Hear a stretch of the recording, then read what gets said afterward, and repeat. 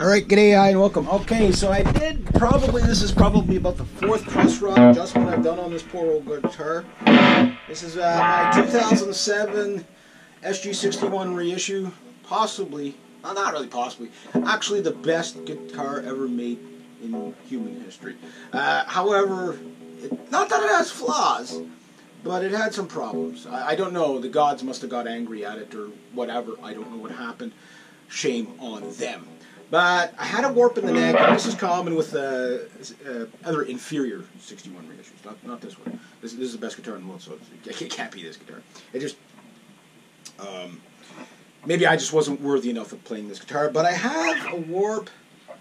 If I put here, yeah, I got, your truss rod's only going to cover about to here, really, you know, for straightening up. And I've got it back just enough, maybe even another half turn. I don't want to over-tighten the truss rod, but it started to bow forward. And the reason why it bows forward, the previous owner had like 11 gauge strings on this and he didn't have it adjusted right. And the heel joint on these things that's the only, if they would put the SG standard heel joint on this, keep the slim taper of this neck, you have the best guitar in the world. They'll sell millions and millions and millions. They already have, but they'll sell it till the end of time.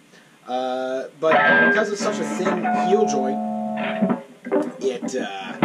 it tends to want to warp forward, but it's stiff from here on, so you get a warp somewhere between here, so you get a bit of a belt, like a gully. It's almost out there now, but I had to bring up the action because I was still getting buzzing.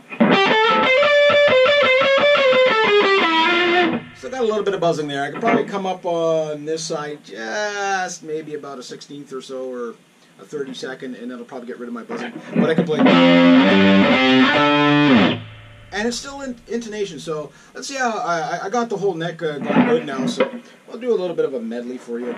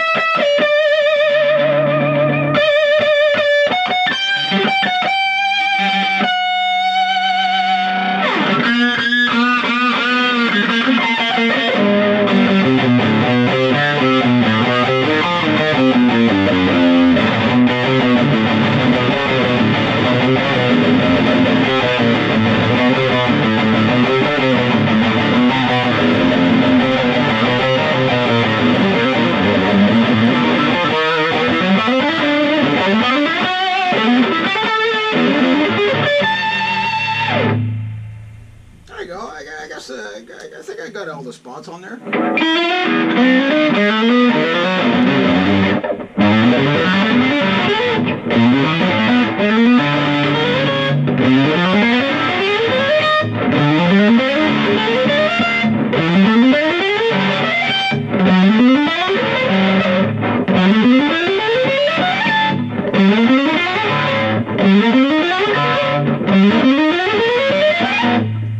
I might have to come up a bit more there.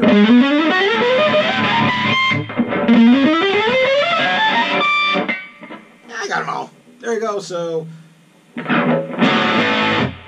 this guitar is ready for the next jam night. There we go. It took me forever to get around to fixing that, but ain't broke, don't fix it. But if it's broke, you gotta fix it. So I got the neck. I think that truss rod adjustment. I usually do like an adjustment. I leave it for like a week, and then I see how it is. I detune the guitar, readjust the bridge. If I have to intonate, I'll intonate. If not, then I just basically play it. If it's a little out, I'd rather have more room to go back in case it does it again. It seems like about every 3 years this guitar needs an overhaul kind of thing.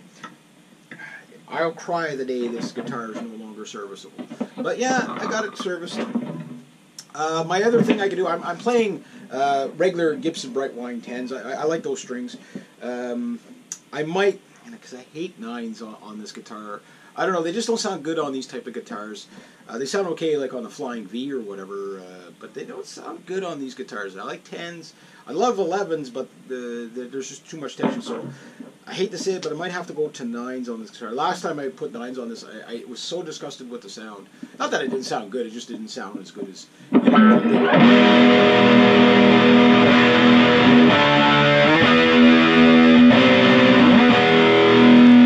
Like it didn't have that nice, thick... It sounded a bit wavery, so I didn't like 9s on it. But if that's what I have to do, that's what I have to do.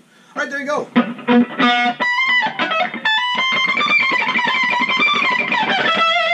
It's a great shredding guitar. And I'm just playing through the deluxe there. If we get a little more gain on that, the thing shreds like crazy.